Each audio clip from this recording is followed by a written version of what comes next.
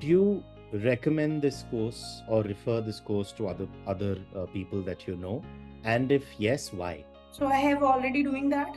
The people whom I am working with and not from the product industry. So if they wanted to learn something, and so I am suggesting that if you wanted to be, something creative, wanted to do something new every day and some research field, then please move into this field. And this course is amazing. That will help you to, accelerate your existing professional career as well. Along with that, you have an open opportunity where definitely the opportunities are very high.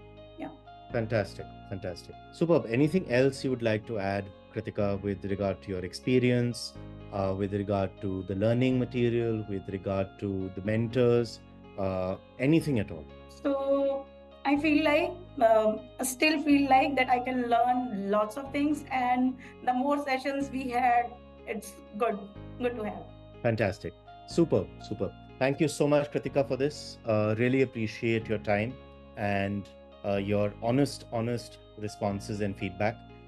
Definitely the team and everybody listening into this will, I think, understand the very nice and simple way that you put everything. Thank you so much. Thank you.